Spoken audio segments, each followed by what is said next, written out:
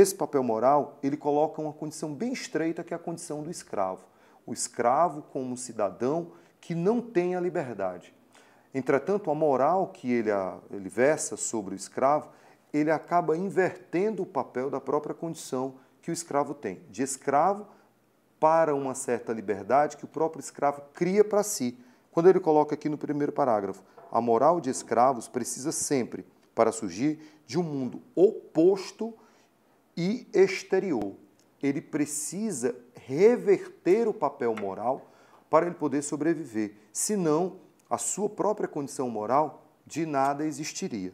Já aqui no segundo parágrafo, ele mantém a assertiva. O inverso é o caso da maneira nobre de valoração.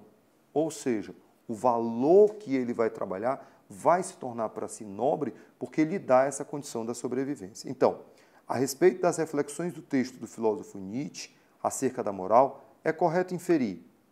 Item correto seria o item D. A moral dos escravos é guiada por valores positivos como a compaixão e o desrespeito à hierarquia social. A compaixão para que todos pudessem se compadecer da sua própria vivência. E a ideia da quebra das hierarquias para ele não se tornar escravo daquele senhor que assim se coloca. Então, indiscutivelmente, há o item correto, item D. Nós bem entendemos que se faz uma alusão a uma importante etapa da história brasileira. Lembremos que a plataforma produtiva no Brasil, do século XVI ao século XIX, estava muito fortemente vinculada ao trabalho escravo. Lembremos ainda que uma série de leis foram sendo criadas nesse período. Em 1831, a Lei Diogo Feijó foi uma lei inócua, portanto sem efeito. Em 1850, nós temos então a Lei Eusébio de Queiroz, e essa lei predeterminava a extinção do tráfico negreiro internacional. No ano de 1871, nós temos a Lei do Ventre Livre, e, portanto, se nós combinarmos a Lei Eusébio de Queiroz com a Lei do Ventre Livre, nós iremos ter uma constatação. É quebrado o fornecimento de escravos via tráfico internacional e é quebrada a multiplicação dos escravos via ventre. Portanto, combinando Eusébio de Queiroz com a Lei do Ventre Livre, naturalmente nós entendemos que o processo de escravidão no Brasil estaria com seus dias contados. O poeta Castro Alves, portanto, faz uma clara alusão sobre o sofrimento dos seres humanos, sobre o sofrimento dos africanos na condição de escravos no interior do navio negreiro. Portanto, o gabarito para a referida questão seria a alternativa C.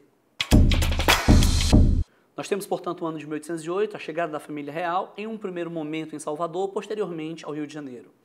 A primeira medida pré-estabelecida, como bem sabemos, foi a abertura dos portos às nações amigas. Isso levou à quebra do pacto colonial no seu universo prático. Somando-se a isso, é interessante nós lembrarmos que o ano de 1815, o Brasil é levado à condição de Reino Unido. Portanto, juridicamente, sairíamos da condição de colônia. E pela primeira vez, o Brasil passaria a ser uma colônia de povoamento, no que concerne a transferência do patrimônio, corpo de técnicos e a implantação de uma infraestrutura, onde o Brasil ele vive a experiência da inversão. Em outras palavras, quem era colônia agora passa a ser a sede do Império Colonial Português. Portanto, quando nós imaginamos essas construções simbólicas ante a vinda da família real portuguesa para cá, nós compreendemos o consolidar de uma série de instrumentos emancipacionistas que inevitavelmente levariam o Brasil à independência. E mais, em 1820, como também bem sabemos, ocorre a Revolução Liberal do Porto. E a Revolução Liberal do Porto, por sua vez, mesmo sendo em um primeiro momento iluminista, ela pretendia recolonizar o Brasil. E ela passaria a ser um agente catalisador para a nossa independência. Portanto, o gabarito, letra B. Olá pessoal, tudo bom? Nós temos aqui uma questão filosófica que trata do amor de um ponto de vista bem interessante.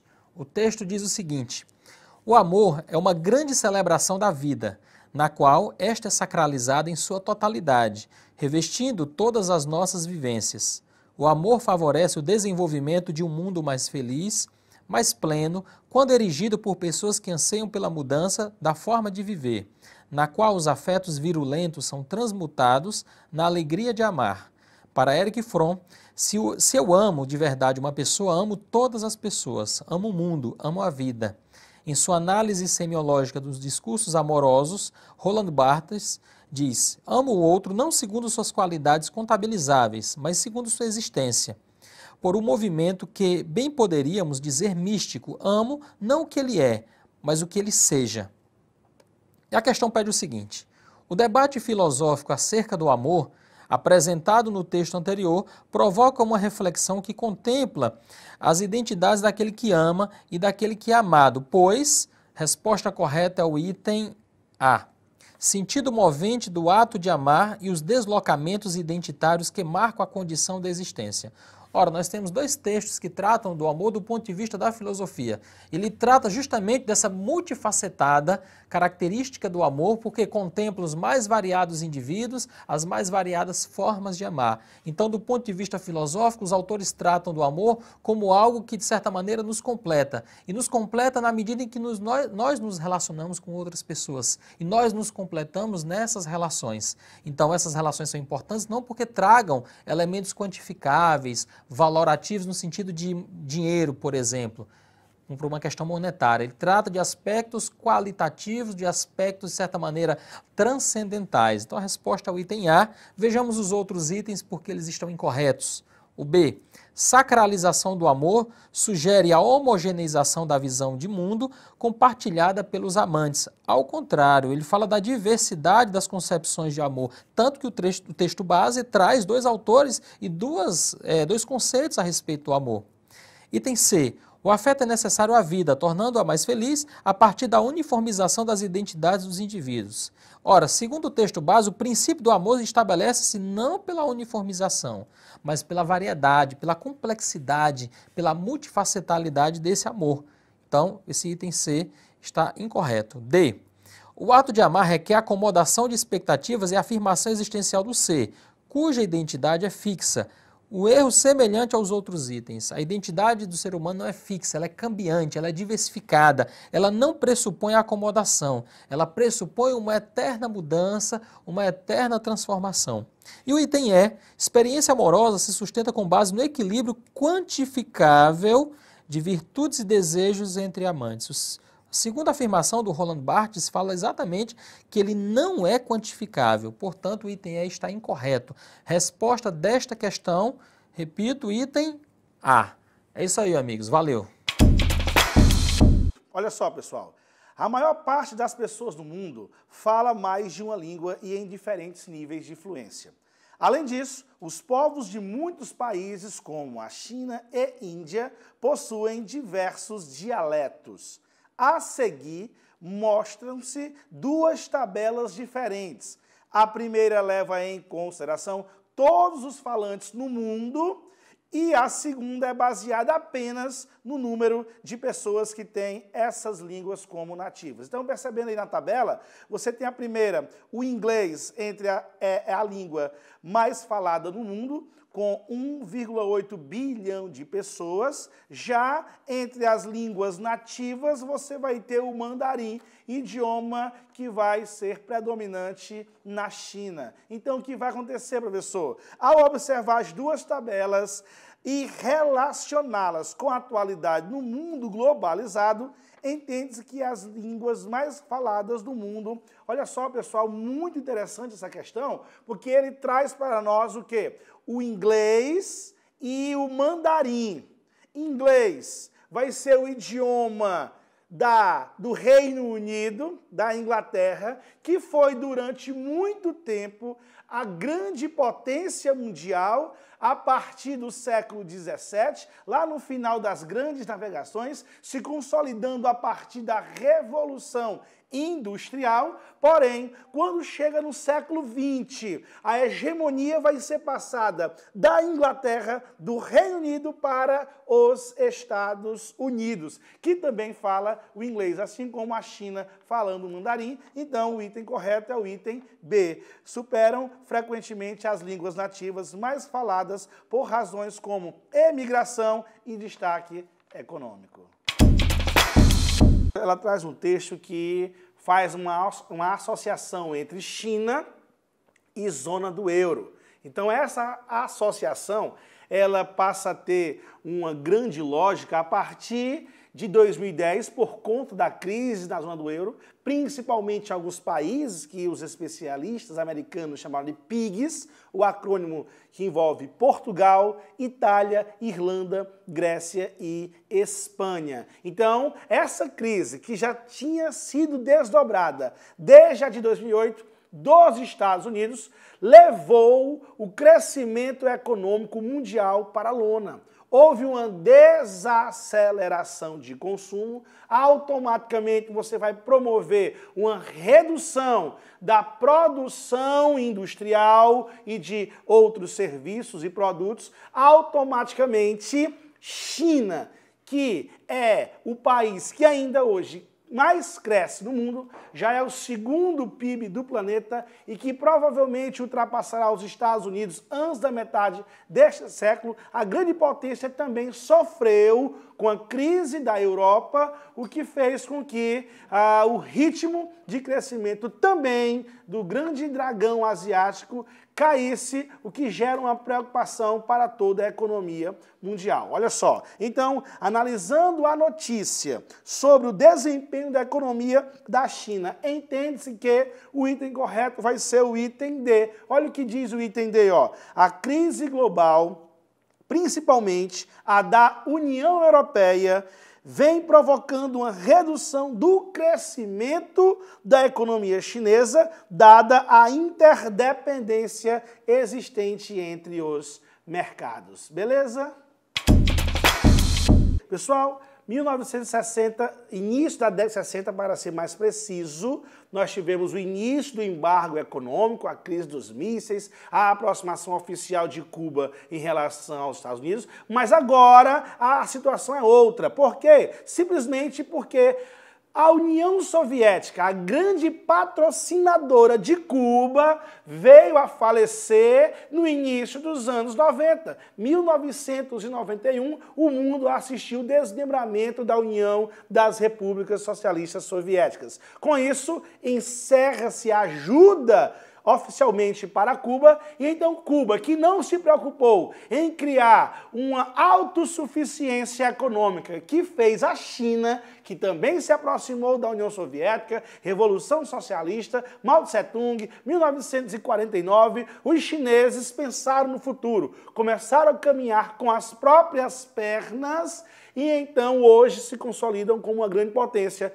Cuba não teve essa preocupação, então por conta da crise econômica que lá existe, a necessidade de se aproximar de outros países passa a ser grande, o que diz o item C. Ó. Cuba apresentou uma oposição ao imperialismo norte-americano até a primeira década do século XXI, apoiando estados latino-americanos com governos de esquerda radicais e moderados, como a Venezuela chavista. Valeu!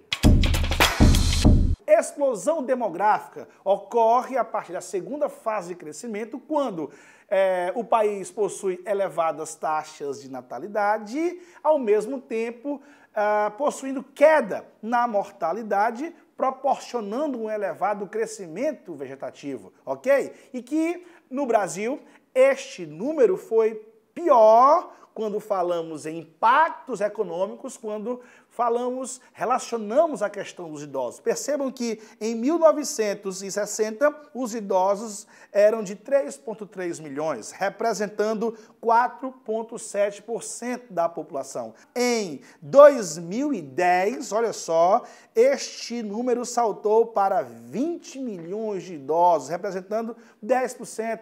Isso é interessante porque, de certo modo, ele vai o quê? Refletir o aumento da qualidade de vida do país, que já é um reflexo do aumento da questão econômica, beleza? Tanto do crescimento como do desenvolvimento econômico, beleza?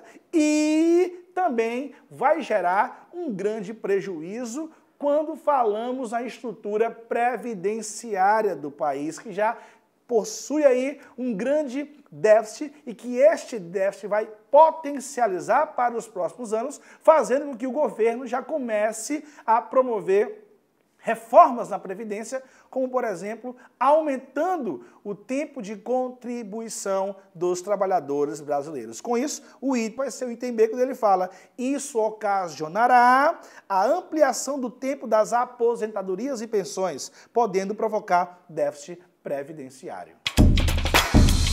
Bem sabemos que o Brasil é uma invenção europeia, notadamente portuguesa, e se enquadra diretamente à empresa mercantilista, para que se possa encaixar enquanto colônia de exploração para atender os interesses complementares da Europa, evidentemente com ênfase a Portugal.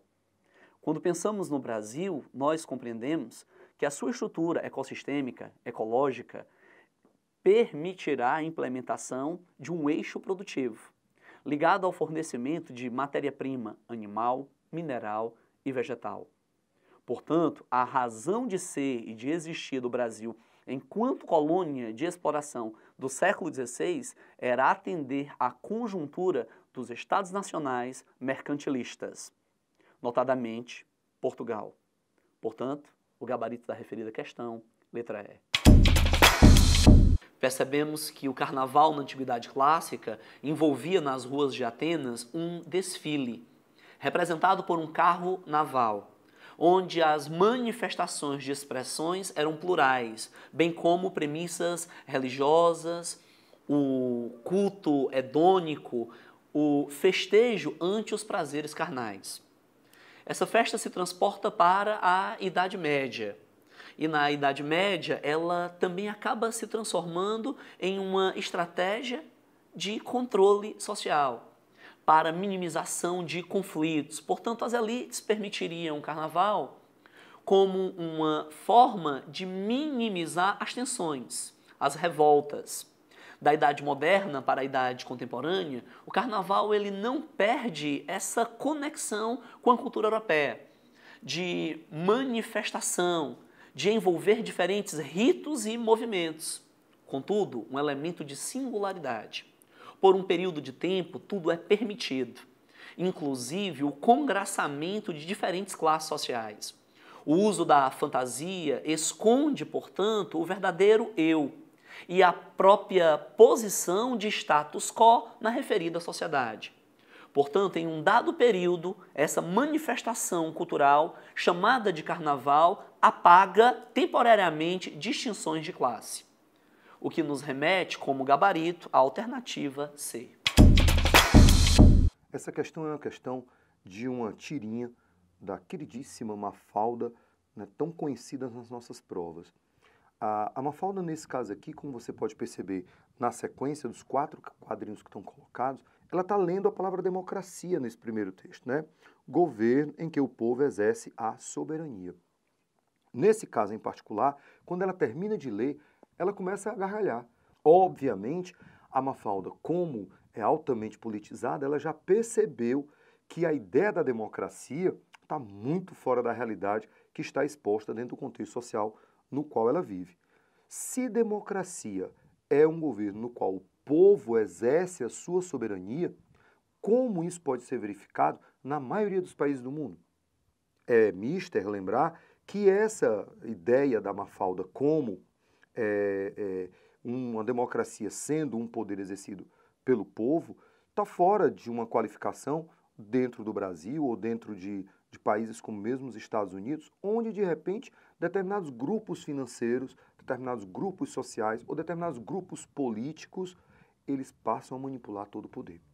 Então, a partir do momento que determinados grupos, determinadas aristocracias, elas passam a estruturar-se dentro do poder e a fazer valer a sua vontade sem ser a vontade do povo, ou ludibriando ou utilizando a força para isso, a democracia está morta.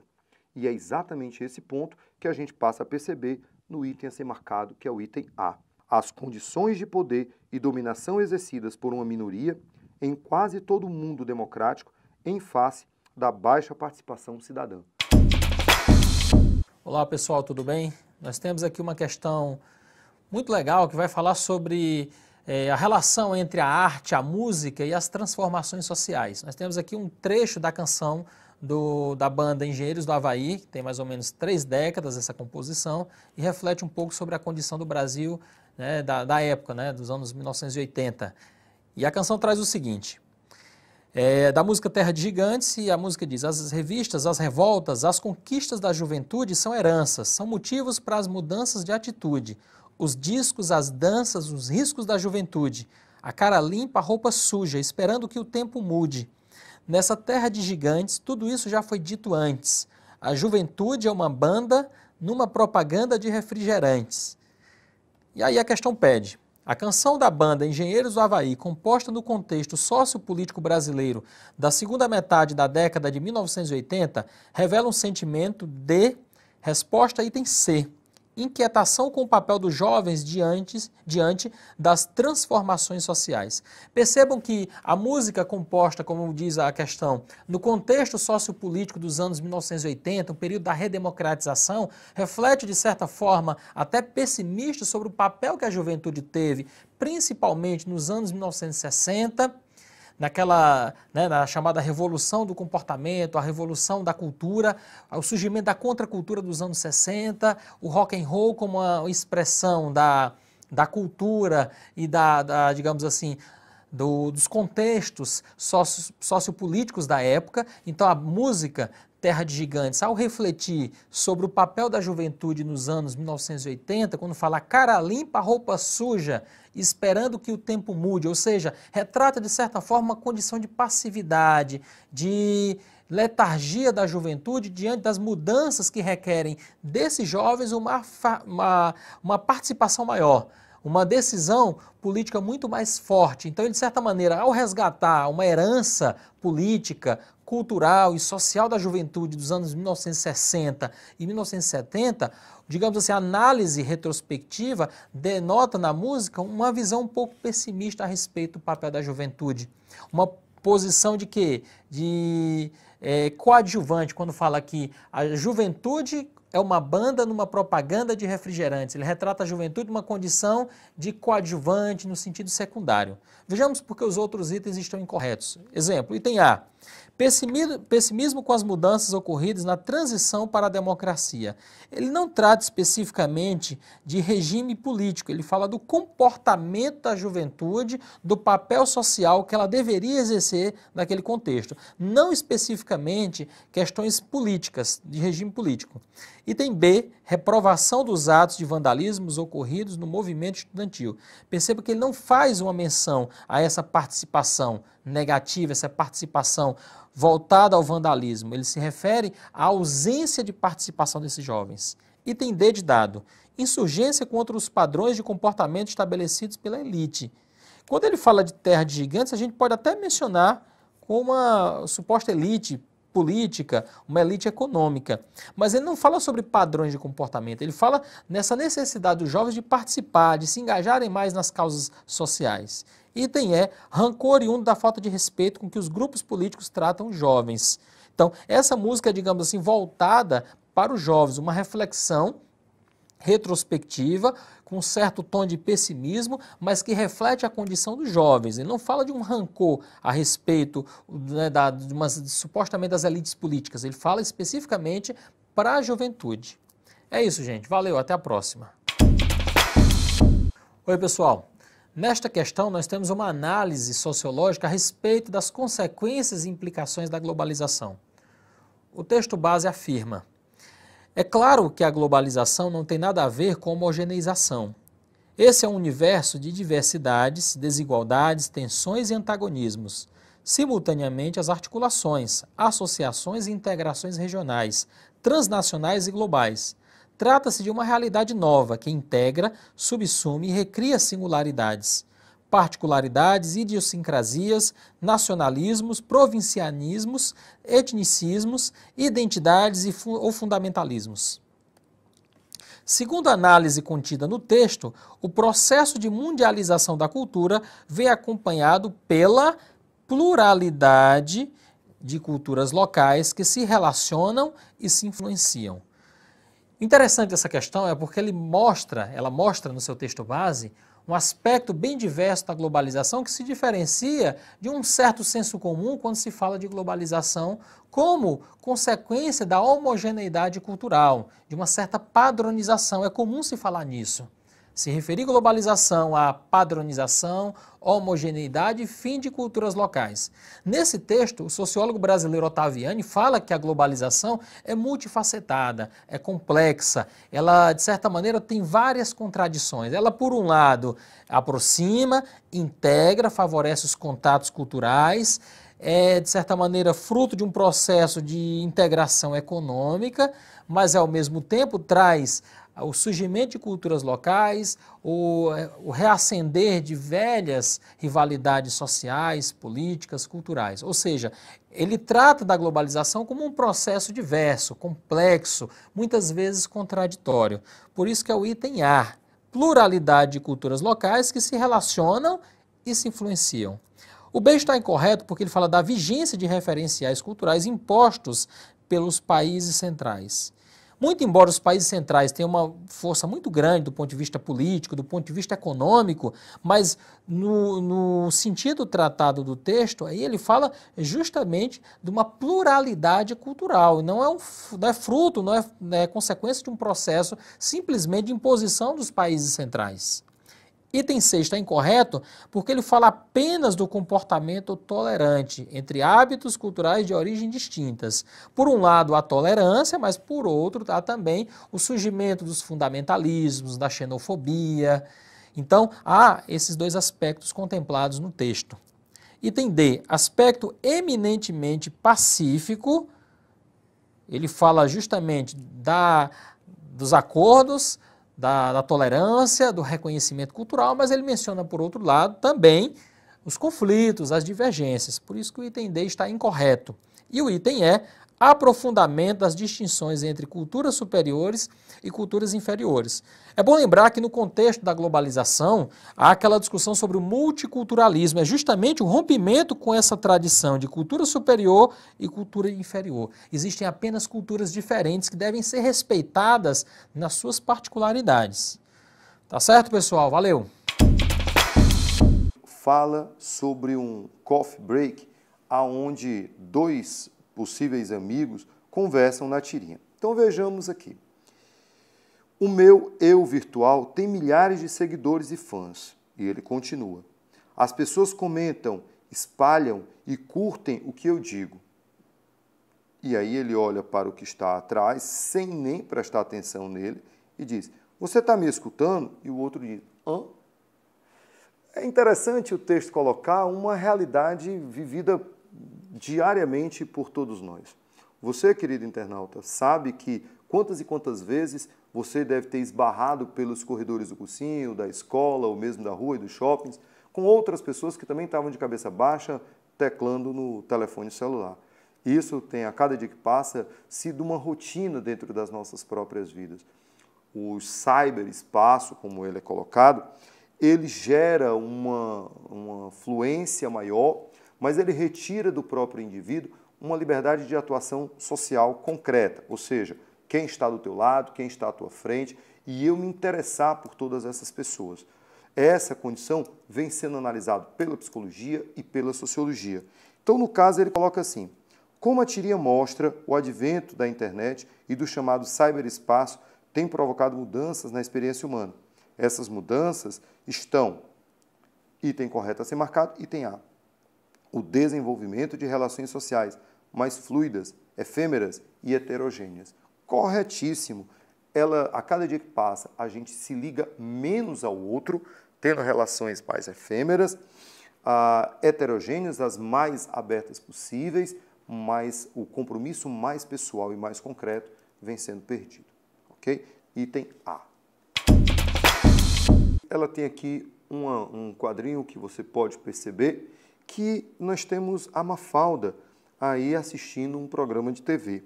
E o quadrinho coloca aqui, né?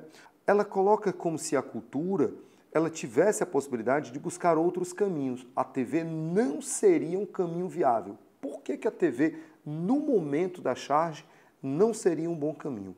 Outras respostas poderiam ser dadas, como, por exemplo, o item A coloca a influência que a TV exerce sobre as crianças. esse é um item verdadeiro. Ou mesmo, a condição individualista de quem vê TV também poderia ser um item verdadeiro.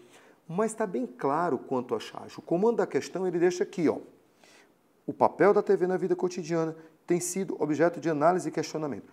Esse contexto da charge que está sendo proposta, a única resposta que se enquadra muito bem é o item D, a presença de conteúdo violento na programação.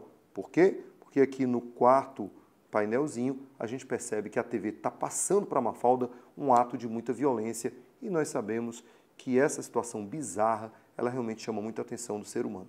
Então, item correto, item D. Naturalmente, entendemos que a formação do povo brasileiro, ela alude à nossa Constituição multiétnica. Portanto, índios, negros, brancos europeus. Nós entenderíamos que essa miscigenação, ela vai percorrer diferentes espaços de diferentes classes sociais. Se compreendermos que a fazenda era um espaço de miscigenação, perceberíamos que o mundo dos livres e o mundo dos escravos, ele se comunicava.